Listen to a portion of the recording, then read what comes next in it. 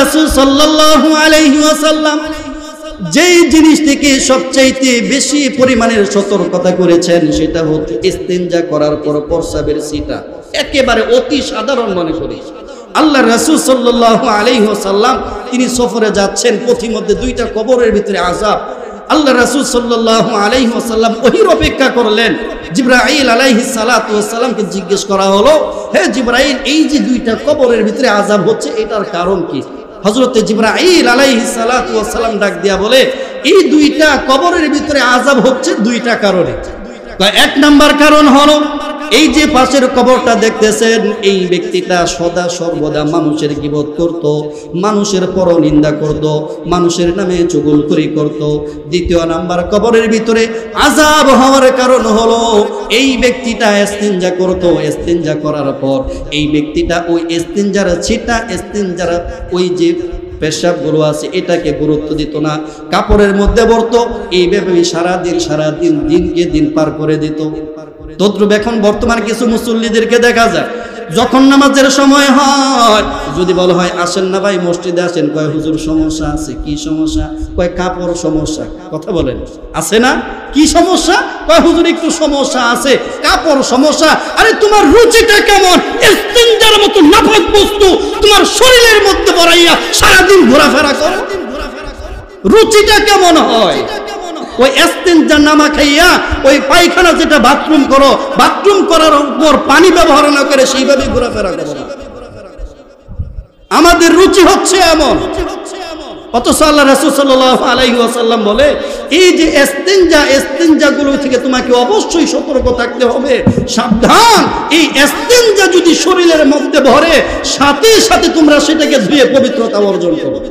গোবিন্দপুর কেন্দ্রীয় জামি মসজিদের উন্নয়ন প্রকল্পে 14তম বার্ষিক তাফসীরুল কোরআন মাহফিলের সুযোগ্য সম্মানিত সভাপতি, আজকের মাহফিলের প্রধান অতিথি এবং আজকের মাহফিলের প্রধান আলোচক, আন্তর্জাতিক খ্যাতিসম্পন্ন মুফাসসিরে কুরআন হযরতুল আল্লাহ হযরত হাফেজ মাওলানা মুফতি আমির হামজা সাহেব দামাত বারাকাতুহুল আলিয়া।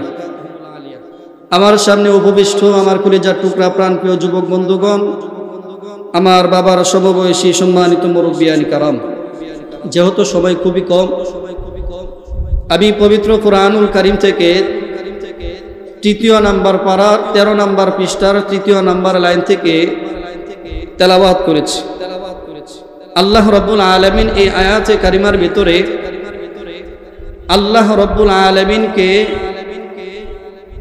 ভালোবাসা এবং আল্লাহ রাব্বুল আলামিন তার বান্দাদেরকে ভালোবাসবেন, কেন ভালোবাসবেন এই বিষয়ের উপর আল্লাহ রাব্বুল আলামিন আলোচনা করেছেন। সম্মানিত হাজিরিন, বোঝানোর বিষয় হলো আমরা প্রত্যেকেই সৎ আদর্শওয়ালা হতে চাই, ঠিক কিনা? একটু সবাই দিকে খেয়াল করেন। সৎ আদর্শওয়ালা আমরা প্রত্যেকেই হতে চাই।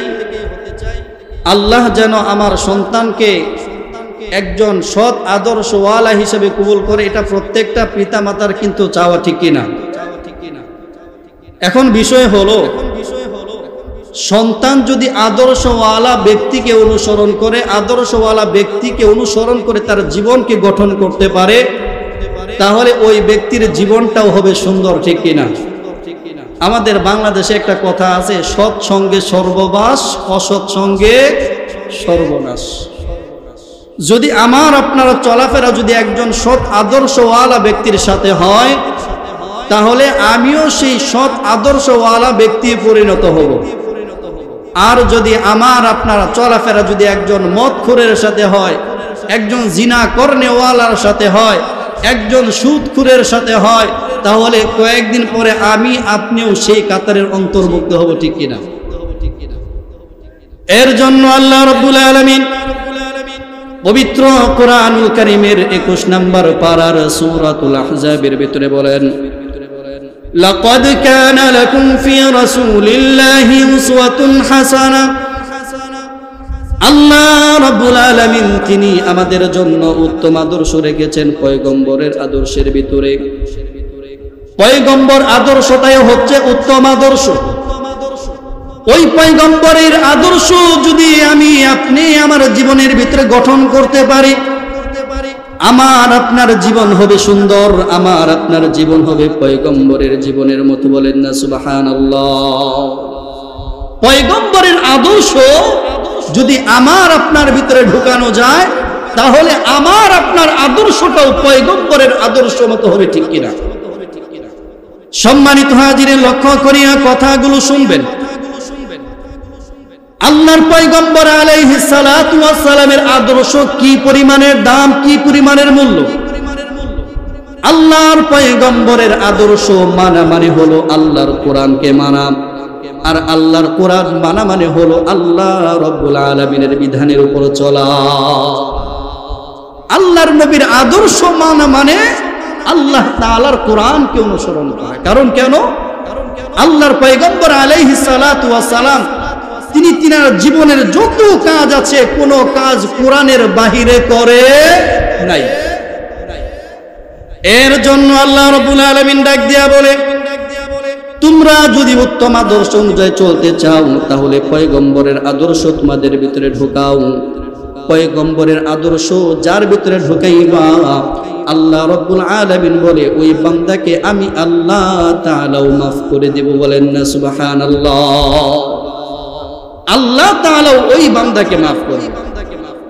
যদি আমি সবাইকে জিজ্ঞেস করি কে কি আল্লাহকে ভালোবাসেন, এই জায়গায় সবাই বলবেন না আমি আল্লাহকে ভালোবাসি, সবাই বলবে। কিন্তু স্বাভাবিকভাবে ভালোবাসা কিন্তু এক পক্ষ থেকে কখনো পরিপূর্ণ হয় না। ভালোবাসা পরিপূর্ণ হওয়ার জন্য দুই পক্ষ ঠিক থাকতে হয়, ঠিক কিনা? এর জন্য আল্লাহ রাব্বুল আলামিন পবিত্র কুরআনুল কারীমের 3 নম্বর পারার 13 নম্বর পৃষ্ঠার 3 নম্বর লাইনে আল্লাহ রাব্বুল আলামিন ডাক দিয়া বলেন, কুল ইন কুনতুম তুহিব্বুনাল্লাহা ফাত্তাবিউনি ইউহিব্বুকুমুল্লাহ ওয়া ইয়াগফির লাকুম যুনুবাকুম। চিল্লা বলি আল্লাহু আকবার। আল্লাহ রাব্বুল আলামিন পয়গম্বর আলাইহিস সালাতু ওয়াস সালামকে ডাক দিয়া বলে, হে পয়গম্বর, কুল আপনি বলুন, ইন কুনতুম তুহিব্বুনাল্লাহ, যদি তোমরা আল্লাহ তাআলাকে ভালোবেসে থাকো, যদি আল্লাহ তাআলাকে ভালোবাসতে চাও। সম্মানিত হাজিরিন, যেটা বলতেছিলাম, আল্লাহ রাব্বুল আলামিন বলতেছে যদি তোমরা আল্লাহ তাআলাকে ভালোবেসে থাকো তাহলে আল্লাহর ভালোবাসাও দরকার আছে, ঠিক কিনা? কিন্তু আল্লাহ রাব্বুল আলামিন শর্ত লাগাই দিস, আমি আল্লাহকে ভালোবাসলেই হবে না, আল্লাহ তাআলার ভালোবাসাও পাওয়া লাগবে। আল্লাহ তাআলার ভালোবাসা পাওয়ার জন্য তোমাকে যে কাজটা করতে হবে, আল্লাহ বলেন ফাত্তাবিউনি, আল্লাহ ডাক দেয়া বলে পয়গম্বরকে অনুসরণ করা লাগবে। কি করতে হবে? পয়গম্বরকে অনুসরণ করতে হবে। যদি পয়গম্বরকে অনুসরণ করতে পারো, আল্লাহ ডাক দেয়া বলে ইউহিব্বুকুমুল্লাহ, তবে আমি আল্লাহ রাব্বুল আলামিন তোমাদেরকেও ভালোবাসবো। বলেন সুবহানাল্লাহ। একেবারে স্বাভাবিক সমাজের ভাষা চিত্রের বিষয়ে কিছু আলোচনা করব, যেগুলো আমাদের দৈনন্দিন লাগে। ওয়াজ মাহফিল মানে হচ্ছে একটা ক্লাসের মতো। কিসের মতো? ক্লাসের মতো। ওয়াজ মাহফিল থেকে এমন না অমুক অমুককে খোঁচা দিবে, অমুক অমুককে নিয়ে গালাগালি করবে, অন্যকে নিয়ে গীবত করবে। ওয়াজ মাহফিল এটা নয়। ওয়াজ মাহফিল হচ্ছে কুরআন এবং সুন্নাহর ভিতর থেকে আলোচনা করে মানুষদেরকে এটা পৌঁছে দেও, এটাই হচ্ছে ওয়াজ মাহফিল, ঠিক কিনা? এর জন্য বোঝানোর জন্য বলি, দৈনন্দিন আমি আপনি কাজ করতেছি, আল্লাহর পয়গম্বর তিনিও করছেন, ঠিক কিনা? পয়গম্বর তিনি খেয়েছেন, আমরাও খাই। পয়গম্বর তিনি ঘুমিয়েছেন, আমরাও ঘুমাই। পয়গম্বর আলাইহিস সালাতু ওয়াস সালাম তিনি হাজত পূরণ করেছে, আমরাও তো করি। পয়গম্বর আলাইহিস সালাতু ওয়াস সালাম তিনি লেনদেন করেছেন, মুআমালাত মুআশারাত করেছেন, আমি আপনিও করি। সম্মানিত হাজিরিন, বুঝানোর বিষয় হলো পয়গম্বর আলাইহিস সালাতু ওয়াস সালাম তিনি তিনার কর্মের মাধ্যমে সর্বশ্রেষ্ঠ আদর্শওয়ালা হয়ে গেল। আর আজকে আমরা আমাদের কর্মের মাধ্যমে আল্লাহ তাআলার জান্নাত পাবো আশাও করতে পারি না। দৈনন্দিন করতেছি। আল্লাহর রাসূল খাইছে, আমরাও খাই। আল্লাহর রাসূল তিনি মুআমালাত লেনদেন করেছেন, আমরাও করি। আল্লাহর রাসূল সাল্লাল্লাহু আলাইহি ওয়াসাল্লাম তিনি হাজত পূরণ করেছেন, আমরাও তো করি, ঠিক কিনা? পার্থক্য কোথায়? পয়গম্বর আলাইহিস সালাতু ওয়াস সালাম তিনি হাজত পূরণ করার জন্য যখন ইস্তিনজা করার জন্য যখন তিনি যাইতেন, এক নম্বর পয়গম্বর আলাইহিস সালাতু ওয়াস সালাম নির্জন জায়গায় যাইতেন, উঁচু জায়গায় বসতেন। যেই জায়গায় ইস্তিনজা করবেন সেই মাটিটা যেন নরম হয়, সেই মাটিটা যেন ঢালু হয়। পয়গম্বর আলাইহিস সালাতু ওয়াস সালাম ইস্তিনজা করার পর ডিলা ব্যবহার করতেন, 40 কদম হাঁটতেন। ডিলা ব্যবহার করার পর পয়গম্বর আলাইহিস সালাতু ওয়াস সালাম তিনি পানি ব্যবহার করতেন। কিন্তু আমার আপনার অবস্থাটা কেমন? আমরাও তো ইস্তিনজা করি, সেই ইস্তিনজাটা পয়গম্বরের নিয়মের সম্পূর্ণ ভিন্ন, ঠিক কিনা? রাস্তার ধারে প্রস্রাব করতে মন চাইছে, পশ্চিম কোনটা, দক্ষিণ কোনটা, উত্তর কোনটা দেখারও টাইম নাই, হাতে ডিলা আছে কি নাই সেটারও টাইম নাই। বাস ইস্তিনজার চাপ দিয়েছে, বাস সে কি করতেছে, চেইনটা খুলে দাঁড়ায়াও কেউ করতেছে, কেউ দিকও কোনো নির্ণয় করতেছে না, ইস্তিনজা করতেছে। কথা বলেন। সম্মানিত হাজিরিন, পয়গম্বর আলাইহিস সালাতু ওয়াস সালাম যখন তিনি টয়লেটে প্রবেশ করতেন, পয়গম্বরের পায়ে জুতা থাকতো, মাথা ঢাকা থাকতো। পয়গম্বর আলাইহিস সালাতু ওয়াস সালাম তিনি প্রবেশের পূর্বে দোয়া পড়তেন, আল্লাহুম্মা ইন্নী আউযু বিকা মিনাল খুবুসি ওয়াল খাবাইস। এরপরে পয়গম্বর আলাইহিস সালাতু ওয়াস সালাম তিনি বাম পা দিয়ে ঢুকতেন। বাম পা দিয়ে ঢোকার পর তিনি জোরে সারার পর ডিলা ব্যবহার করতেন, পানি ব্যবহার করতেন। পানি ব্যবহার করার পর পয়গম্বর আলাইহিস সালাতু ওয়াস সালাম তিনি ডান পা দিয়ে পয়গম্বর আলাইহিস সালাতু ওয়াস সালাম তিনি দোয়া পড়তেন, গুফরানাকা আলহামদুলিল্লাহিল্লাযী আযহাবা আন্নিল আদা ওয়া আফানি। এই নিয়মে পয়গম্বর আলাইহিস সালাতু ওয়াস সালাম তিনি জোরে চাপতেন। আমাদের অবস্থা কেমন? এই জায়গায় কয়জন আছেন যে আল্লাহুম্মা ইন্নী আউযু বিকা মিনাল খুবুসি ওয়াল খাবাইস দোয়াটা পারি? আছেন? কয়জন আছেন একটু হাত তোলেন তো, যে হুজুর এই দোয়াটা আমি পারি। দেখছেন, মানে না পারার সংখ্যাটাই বেশি, অথচ আমরা সেই নবীর উম্মত। আমরা যখন হাজত পূরণ করার জন্য যখন টয়লেটে প্রবেশ করি, জুতাও লাগে না, মাথায় টুপিও লাগে না, শরীরে কাপড় লাগে না, কোনটা ডান কোনটা বাম সেটাও নির্ণয় করতে হয় না। দোয়া তো পরের কথা, টয়লেটের মধ্যে গিয়া টয়লেট করে আর বসিয়া বসিয়া সেই জায়গায় বিড়ি টানে। কি কথা বলেন? দেখবেন গ্রাম্য অধিকাংশ টয়লেটের ভিতরে যেই জায়গায় ডিলা আর কুলুপ থাকার কথা, সেই জায়গার মধ্যে দেখবেন বিড়ির আর সিগারেটের মুটকি পাওয়া যায়, ঠিক কিনা?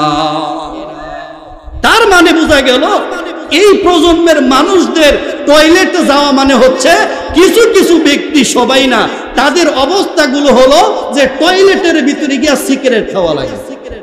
আমার কাছে এমনও কথা আসছে, কি বলে জানেন?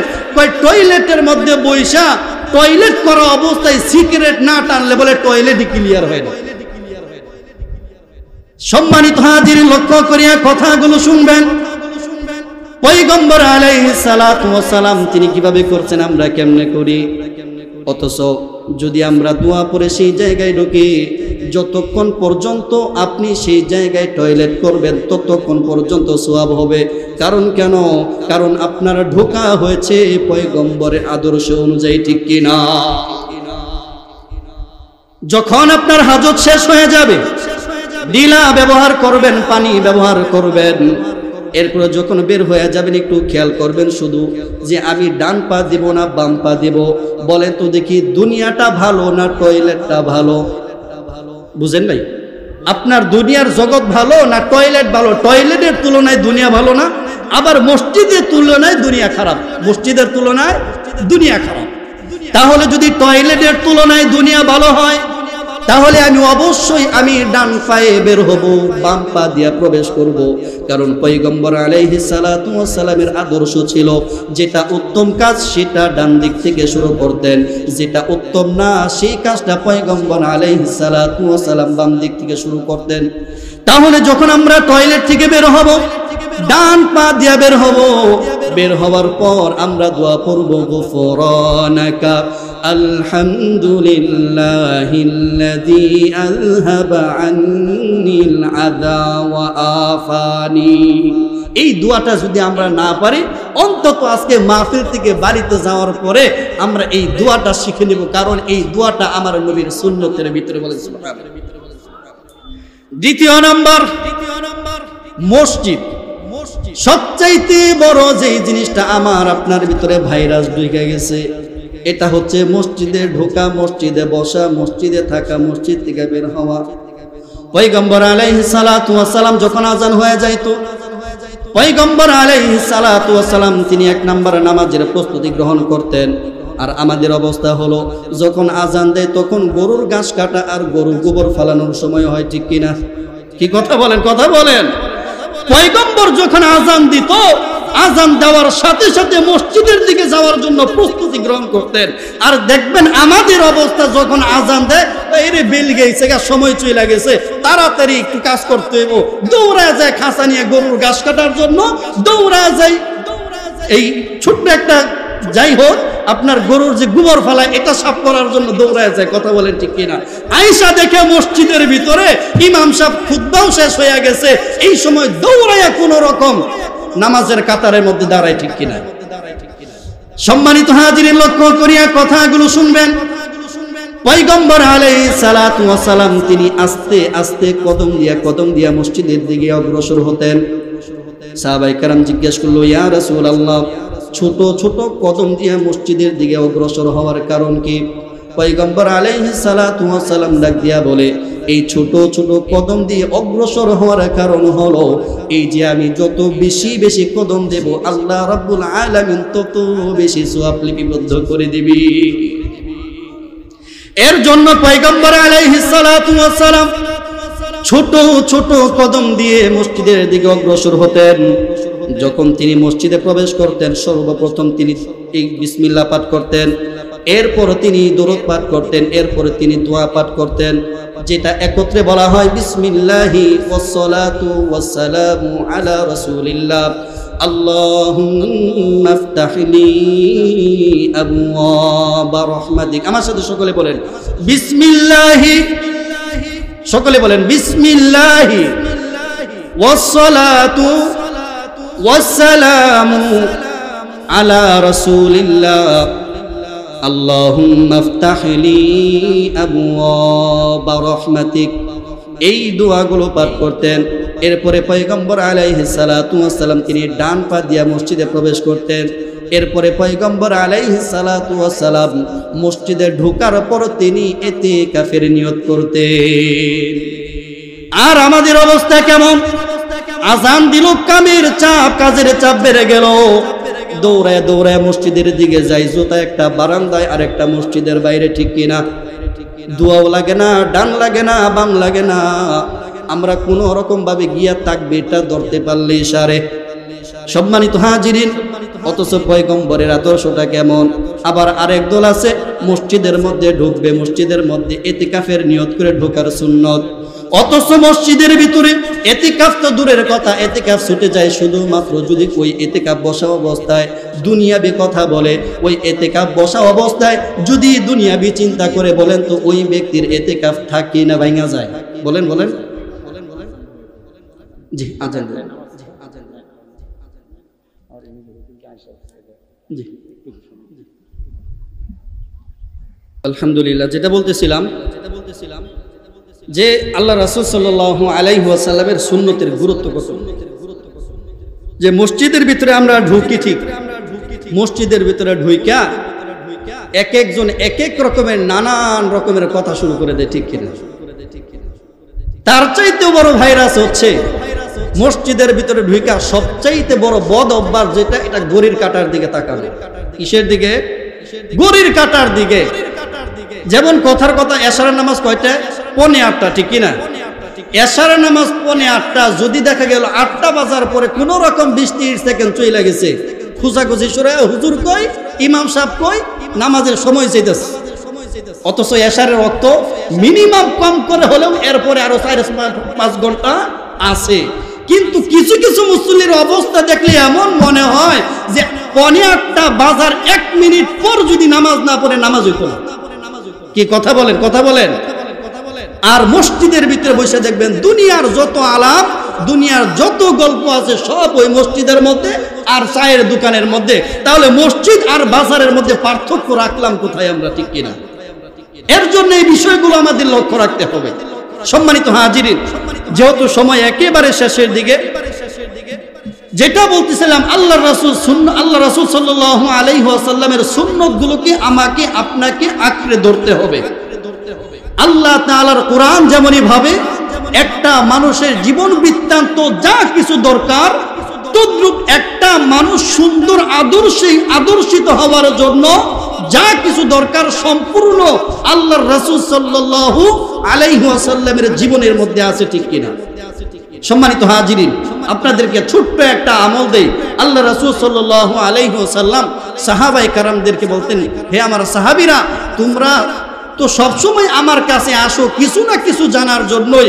আমি কি তোমাদেরকে এমন কোন আমল জানায় দিব, শিখায় দিব, যে আমলটা যদি তোমরা করতে পারো সময় লাগবে কম, পরিশ্রম কম, কিন্তু এটার কি পরিমাণের সওয়াব হবে যেটা কল্পনাও করা যায় না। সাহাবায়ে কেরাম বললেন, ইয়া রাসূলুল্লাহ, ইয়া হাবিবাল্লাহ, আমাদেরকে জানায়া দেন এমন কোন আমল আছে যেটা পরিশ্রম কম, সময় লাগে কম, কিন্তু সওয়াব হয় বেশি। আল্লাহ রাসূল সাল্লাল্লাহু আলাইহি ওয়াসাল্লাম বলে, সদা সর্বদা নিজেকে পবিত্র রাখো। কি রাখো? সদা সর্বদা নিজেকে পবিত্র রাখো। ওযু করতে কতক্ষণ সময় লাগে? শীতকাল আসলে 30 সেকেন্ড, আর গরমকাল আসলে হয়তো 1-1.5 মিনিট, ঠিক না? কি বলেন? শীতকালে আমাদের ওযুর একেবারে সংকীর্ণ হয়ে যায়, আর গরমকালে যত চুবানো যায় হাত পা, ঠিক কিনা? অথচ নিয়ম সুন্দরভাবে যেই নিয়মগুলো আছে, নিয়মগুলো মেনে ওযুর অঙ্গগুলো ভালো করে ধৌত করা। আল্লাহ রাসূল সাল্লাল্লাহু আলাইহি ওয়াসাল্লাম বলে, যখন একজন বান্দা ওযু করে, ওযু করতে স্বাভাবিক সর্বোচ্চ 3-4-5 মিনিট, এর বেশি যাওয়ার কথা না। এই যে 3-4-5 মিনিটের ভিতরে যে ওযু করলো, ওযু করার পর পবিত্রতা অর্জন করলো, আল্লাহ রাসূল সাল্লাল্লাহু আলাইহি ওয়াসাল্লাম বলে, ওই ব্যক্তিটা ওই ওযু করার পর যতক্ষণ পবিত্র থাকবে, আল্লাহ রাব্বুল আলামিন তার আমলনামার ভিতরে ততক্ষণ পর্যন্ত ধারাবাহিক সওয়াবগুলো লিখতেই থাকবে। আপনাদের সুবহানাল্লাহ শুনে মনে হইতেছে আপনারা খুশি হয়েছেন না? আরেকবার সুবহানাল্লাহ বলার সুযোগ আছে। এরপরে আল্লাহ রাসূল সাল্লাল্লাহু আলাইহি ওয়াসাল্লাম কি বলে? কয়, যদি ওই ব্যক্তিটা ওযু করার পর পবিত্র থাকা অবস্থায় দুনিয়া থেকে মৃত্যুবরণ করে, ওই ব্যক্তিটার মৃত্যু হবে ঈমানি মৃত্যু। বলেন না সুবহানাল্লাহ? এবার খুশি হয়েছেন? এক তো হচ্ছে যতক্ষণ পবিত্র থাকবে ততক্ষণ পর্যন্ত আল্লাহ রাব্বুল আলামিন ওই ব্যক্তির আমলনামার ভিতরে সওয়াবগুলো লিপিবদ্ধ করবে। আর ওই ব্যক্তিরা যদি ওযু অবস্থায় দুনিয়া থেকে বিদায় নেয়, আল্লাহ রাসূল সাল্লাল্লাহু আলাইহি ওয়াসাল্লাম বলে, ওই ব্যক্তিটার মৃত্যু হবে ঈমানি। তো বলেন না সুবহানাল্লাহ? আল্লাহ রাসূল সাল্লাল্লাহু আলাইহি ওয়াসাল্লাম যেই জিনিস থেকে সবচাইতে বেশি পরিমাণের সতর্কতা করেছেন, সেটা হচ্ছে ইস্তেঞ্জা করার পর প্রস্রাবের ছিটা। একেবারে অতি সাধারণ মনে করি। আল্লাহ রাসূল সাল্লাল্লাহু আলাইহি ওয়াসাল্লাম তিনি সফরে যাচ্ছেন, পথিমধ্যে 2টা কবরের ভিতরে আযাব। আল্লাহ রাসূল সাল্লাল্লাহু আলাইহি ওয়াসাল্লাম ওহির অপেক্ষা করলেন। জিবরাইল আলাইহিস সালাতু ওয়াস সালামকে জিজ্ঞেস করা হলো, হে জিবরাইল, এই যে 2টা কবরের ভিতরে আযাব হচ্ছে, এটার কারণ কি? হযরতে জিবরাইল আলাইহিস সালাতু ওয়াস সালাম ডাক দিয়া বলে, এই 2টা কবরের ভিতরে আযাব হচ্ছে 2টা কারণে। 1 নাম্বার কারণ হলো, এই যে পাশের কবরটা দেখতেছেন, এই ব্যক্তিটা সদা সর্বদা মানুষের গীবত করত, মানুষের পরনিন্দা করত, মানুষের নামে চুগলখড়ি করত। 2 নাম্বার কবরের ভিতরে আযাব হওয়ার কারণ হলো, এই ব্যক্তিটা ইস্তিনজা করত, ইস্তিনজা করার পর এই ব্যক্তিটা ওই ইস্তিনজার ছিটা, ইস্তিনজার ওই যে পেশাবগুলো আছে এটাকে গুরুত্ব দিত না, কাপড়ের মধ্যে ভরতো। এইভাবে সারাদিন দিনকে দিন পার করে দিত। তদ্রুপ এখন বর্তমান কিছু মুসল্লিদেরকে দেখা যায়, যখন নামাজের সময় হয় যদি বলা হয় আসেন না ভাই মসজিদে আসেন, কয় হুজুর সমস্যা আছে। কি সমস্যা? কয় কাপড় সমস্যা। কথা বলেন, আছে না? কি সমস্যা? কয় হুজুর একটু সমস্যা আছে, কাপড় সমস্যা। আরে তোমার রুচিটা কেমন? ইস্তিনজার মতো নাপাক বস্তু তোমার শরীরের মধ্যে ভরাইয়া সারাদিন ঘোরাফেরা করো, রুচিটা কেমন হয়? ওই ইস্তিনজা নামা খাইয়া ওই পায়খানা যেটা বাথরুম করো, বাথরুম করার উপর পানি ব্যবহার না করে সেইভাবে ঘোরাফেরা করো না। আমাদের রুচি হচ্ছে এমন। অথচ আল্লাহ রাসূল সাল্লাল্লাহু আলাইহি ওয়াসাল্লাম বলে এই যে ইস্তিনজা গুলো থেকে তোমাকে অবশ্যই সতর্ক থাকতে হবে, সাবধান। এই ইস্তিনজা যদি শরীরের মধ্যে ভরে সাথে সাথে তোমরা সেটাকে ধুয়ে পবিত্রতা অর্জন করো। অথচ আমরা একেবারে এই জিনিসটাকে ছোট চোখে দেখতেছি বর্তমান জামানায়। কারণ যদি এমনটাই না হইতো তাহলে ডিলা ব্যবহার করার অভ্যাস কেন বাদ দিলাম, পানি ব্যবহার করার অভ্যাস কেন আমরা বাদ দিলাম? কি কথা বলেন? সম্মানিত হাজিরিন, এর জন্য আল্লাহর রাসূল সাল্লাল্লাহু আলাইহি ওয়াসাল্লামের আদর্শ নিজের ভিতরে ঢুকাতে হবে, আমার আপনার ভিতরে ঢুকাতে হবে। সম্মানিত হাজিরিন, যেটা বর্তমান সময় আমাদের আমির হামজা সাহেব তিনাকে নিয়ে একটা আলোচিত কথা চলতেছে, শুনছেন আপনারা? শুনছেন যে আমির হামজা সাহেব তিনি একটা কথা বলেছিল আল্লাহর রাসূল সাল্লাল্লাহু আলাইহি ওয়াসাল্লামের আদর্শ বুঝাইতে গিয়া। যেমন এই যে কিছু সাংবাদিক আছে না, এই সাংবাদিকের বিষয়ে আলোচনা উঠেছিল। আল্লাহর রাসূল সাল্লাল্লাহু আলাইহি ওয়াসাল্লামের বার্তার বিষয়ে কথাগুলো খেয়াল করবেন। সাংবাদিকদের কাজ কি? যে কোনো তথ্য নিয়ে সেটাকে প্রমোট করা, প্রচার করা, এটাই তো কাজ।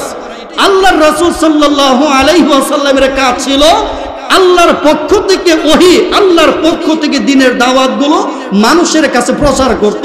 আল্লাহর রাসূলের আদর্শ সাংবাদিকদের ভিতরে ঢোকানো দরকার। এটা বুঝাইতে গিয়া বাংলাদেশের একেবারে সুপরিচিত প্রখ্যাত একজন ব্যক্তি, যে কিনা কথায় কথায় মানুষকে কাফের বলে আখ্যায়িত করে। জানেন এমন ব্যক্তি আছে বাংলাদেশে? দেখবেন 19 আর 20 হইব অমুক কাফের হয়ে গেছে, তমুক কাফের হয়ে গেছে, যার নাম হচ্ছে এনায়াতুল্লাহ আব্বাস। সম্মানিত হাজিরিন, আল্লাহর রাসূলের পুরা জিন্দেগি আপনি দেখেন, পুরা জিন্দেগি আপনি দেখেন, দেখবেন প্রতিটা কদমে কদমে যা কিছু আমরা করতেছি সব আল্লাহর রাসূল করেছেন। কিন্তু পার্থক্য হলো আমার আপনার সব কিছু হয় রাসূলের নিয়মের বিরুদ্ধে, ঠিক কিনা? সম্মানিত হাজিরিন, এরপরেও আমাদের আমির হামজা সাহেব তিনি এই জিনিসটাকে উইথড্র করেছেন এবং কি মানুষকে সঠিক বিষয় বুঝাইও দিয়েছেন। তদ্রুপ আমিও বলবো, যেমনই ভাবে আমির হামজা সাহেব এই জিনিসটা মানুষের সম্মুখে পুনরায় সুন্দরভাবে বিশ্লেষণ করে দিয়েছে, আবার প্রকাশ্যভাবে যেমনই ভাবে এনায়াতুল্লাহ আব্বাসী আমির হামজাকে কাফের বলেছে, তদ্রুপ প্রকাশ্যভাবে তাকে এই জিনিসকে উইথড্র করতে হবে। কাফের বলা এত সহজ না। একজন মুসলিম মানুষকে আমি হুট করে কাফের বলে দিব, হয়ে গেল না, এত সহজ না। যে ব্যক্তি আল্লাহকে বিশ্বাস করেছে, যে ব্যক্তি আল্লাহ তাআলার বিধিবিধানকে বিশ্বাস করেছে, যে সমস্ত বিষয়গুলোকে আল্লাহ তাআলা বিশ্বাস করতে বলেছেন সেগুলো জবান দ্বারা স্বীকার করেছে, অন্তর দিয়ে বিশ্বাস করেছে, ওই ব্যক্তি কাফের কেমনে হয়? কথা বলেন, কথা বলেন। এর জন্য আমি বলবো, যদি এই কথাটা উইথড্র করা না হয় তাহলে সে নিজেই তার কাছ থেকে সে ছোটই প্রমাণিত হবে, ঠিক কিনা? সম্মানিত হাজিরিন, এর জন্য আমি শুরুতে একটা কথা বলেছিলাম যে ওয়াজ মাহফিল হচ্ছে একটা ক্লাসের মতো। এই জায়গার ভিতরে অমুক কি তুমুক কি সেটার ভেদাভেদ চলবে না, কারণ এই জায়গা থেকে কোরআন এবং সুন্নাহর আলো মানুষের কাছে পৌঁছে দেওয়া, এটাই হচ্ছে ওয়াজ মাহফিল। উমুক কাফের তুমুক কাফের এই সেই, এটা ওয়াজ মাহফিলের জায়গা নয়। সম্মানিত হাজিরিন, সর্বশেষ আপনাদেরকে বলি, আল্লাহর রাসূল সাল্লাল্লাহু আলাইহি ওয়াসাল্লাম তিনি হাদিসের ভিতরে বলেন, কুল্লু উম্মতি ইয়াদখুলুনাল জান্নাহ ইল্লা মান আবা। কিলা ইয়া রাসূলুল্লাহি ওয়া মান আবা? ক্বালা মান আতানি দাখালাল জান্নাহ ওয়া মান আসানি ফাকাদ আবা। কেন আল্লাহর নবীর সুন্নাত মানবেন? আল্লাহ রাসূল সাল্লাল্লাহু আলাইহি ওয়াসাল্লাম বলে, আমার অধিকাংশ উম্মতগুলো তারা জান্নাতি হবে, ইল্লা আবা, তবে কিছু সংখ্যক ব্যতীত। সাহাবায়ে কেরাম ডাক দিয়া বললেন, ইয়া রাসূলুল্লাহ, ওই কিছু সংখ্যক কারা? কিলা ইয়া রাসূলুল্লাহি ওয়া মান আবা? আল্লাহ রাসূল বললেন ক্বালা মান আতানি দাখালাল জান্নাহ, আমার যে সকল উম্মতগুলো আমি নবীকে অনুসরণ করবে, ইত্তেবা করবে, আমি নবীর সুন্নতকে মানবে, ওই ব্যক্তিগুলো হবে জান্নাতি। ওয়া মান আসানি ফাকাদ আবা, আর ওই সকল উম্মতগুলো জাহান্নামী হবে যারা আমি নবীর সুন্নতকে আঁকড়ে ধরবে না। এবার চিন্তা করেন, জান্নাত জামু, জান্নাত জামু, জান্নাত জামু, জান্নাত দরকার, শুধু দরকার হলেই হবে না, জান্নাতে যাওয়ার কাজও তো আমার আপনার করার দরকার, ঠিক কিনা? সম্মানিত হাজিরিন, আলোচনা এইখান থেকে ওইখান থেকে একটু একটু তেমন দরকার নাই। আমার কথা হচ্ছে কয়টা বিষয় আলোচনা করেছি। একটা হচ্ছে ইস্তিনজাখানায় যাওয়ার সময় আমাকে আপনাকে নিয়মগুলো মানতে হবে, মুখস্থ করছেন সবাই। দ্বিতীয় নাম্বার, মসজিদে ঢোকার সময় আমাদের সুন্নতগুলো মানতে হবে। তৃতীয় নাম্বার, আমাদের শরীরটাকে সদা সর্বদা পবিত্র রাখতে হবে। এরপরে যেটা বলেছিলাম সেটা হচ্ছে যে আমরা যখন ইস্তিনজা করব, ইস্তিনজা করার পর সেই ইস্তিনজার ছিটাগুলোকে আমরা অবশ্যই সুন্দরভাবে আমরা সতর্কতা অবলম্বন করে আমরা ইস্তিনজা থেকে ফারেক হব, ঠিক কিনা? সম্মানিত হাজিরিন, এই আমলগুলো করেন। আর বাকি সম্পূর্ণ আলোচনাও যদি আজকে এইখানেও রেখা যান, তারপরেও আপনার জীবনে আজকের এই মাহফিল সার্থক, আর কিছু দরকার নাই। এই যে আমি যে আলোচনা করছি এইখান থেকে যদি একটাও আলোচনা যদি আপনি আপনার নিজের জীবনের ভিতরে গঠন করতে পারেন, তাহলে আজকের মাহফিল থেকে এটাই আপনার জন্য যথেষ্ট।